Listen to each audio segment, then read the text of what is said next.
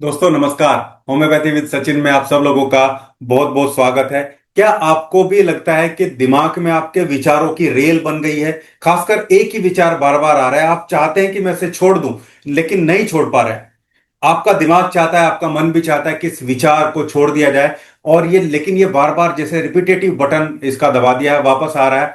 इसके साथ साथ आपको लग रहा है कि जैसे कुछ बुरा मेरे साथ होने वाला है, कहीं कुछ बुरा ना हो जाए, या मैं ऐसा कर लेता तो ऐसा हो जाता, ऐसा कर लेता तो ऐसा हो जाता। ऐसे विचार, ऐसे थॉट आपके दिमाग में लगातार आ रहे हैं, जिसकी वजह से आपको चिंता है, घबराहट है, काम में मन नहीं लग रहा है, रात को नींद प्रॉपर नहीं आ रही है, पूरा चेहरा थका हुआ है, शरीर भी थका हुआ लग रहा है। तो खास 3 रेमेडी आज मैं आप लोगों को बताने वाला हूं, जिनको आप यूज करेंगे तो 2 से 3 दिन में ही आपको रिजल्ट आना स्टार्ट हो जाता है। आपके दिमाग पे कंट्रोल आना स्टार्ट हो जाएगा। आप चीजों को एनालाइज कम करेंगे, मतलब जनरली जो एनालाइज करना है वो तो कर पाएंगे, लेकिन ऐसे खामखा में एनालाइज करना बंद कर देंगे, और पास्ट की चीजों को लेके खामखा की दिक्कत होनी बंद हो जाएगी। तो चलिए स्टार्ट करते हैं वीडियो को, बहुत ज्यादा समय इन चीजों पे नहीं लेते हैं। पहले सीधा बात करते हैं कि एक्चुअली इस प्रॉब्लम को बोलते हैं ओवर थिंकिंग, यानी कि हद से ज्यादा जो है, जो जो सोचना है, या रूमिनेशन आप इसको कह सकते हैं। इसमें दिमाग जो है एक ही बात को पकड़ के बैठ जाता है, और लगातार जैसे रिपीटेटिव चीजें उसी बात को लेके बार बार जो है वो आती रहती है। काफी कॉमन समस्या है और बहुत सारे लोगों में ये देखने को मिलती है। और इसके दिमाग में एक ही बात चलने के पीछे कारण कई सारे नजर आते हैं, जैसे एंजाइटी, चिंता किसी बात को लेके हो सकती है, स्ट्रेस हो सकता है, काम का प्रेशर, फैमिली इशू या पढ़ाई का इशू। इसके अलावा परफेक्शनिज्म हो सकता है, यानी कि सब कुछ परफेक्ट करना चाहे एकदम, उसके चक्कर में भी ये चीजें बार बार आ जाती हैं। या पास में कोई ट्रॉमा या कोई गिल्ट हो गया, कोई अपराध हो गया, अपराध बोध की वजह से हो सकता है।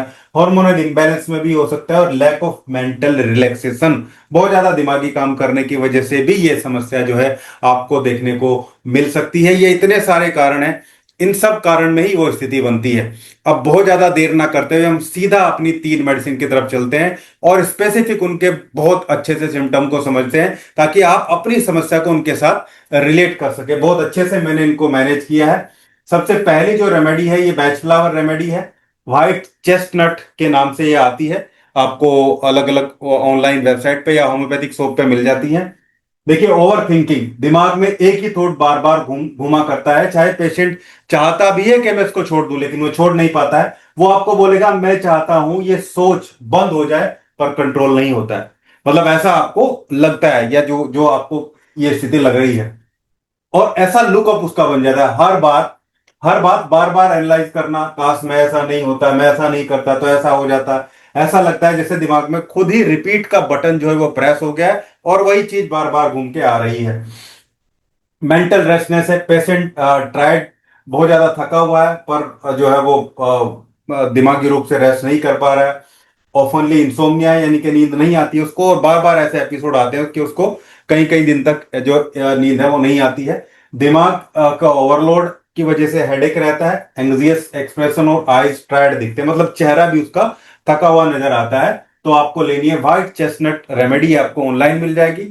और इसकी डोज की बात भी साथ साथ में ही करते चलते हैं। इसकी लगभग 4 बूंदे या तो सीधे जीभ पे ले सकते हैं, या 1 चम्मच पानी में डाल के आपको दिन में 3 बार ये लेनी है। ये रेमेडी पहली रेमेडी है। 3 रेमेडी है, तीनों ही आपको कंज्यूम करनी है इन स्थिति में, जो स्थितियां मैंने बताई है। ये इस रेमेडी के सिम्टम है, और लगभग यही सिम्टम सभी में आते भी हैं। दूसरी बहुत खास रेमेडी है, ये तो गोल्डन रेमेडी के तरीके से चलती है एंग्जाइटी में और इन सब समस्याओं में। ये है रेस्क्यू रेमेडी। रेस्क्यू रेमेडी ये भी बैच फ्लावर रेमेडी है।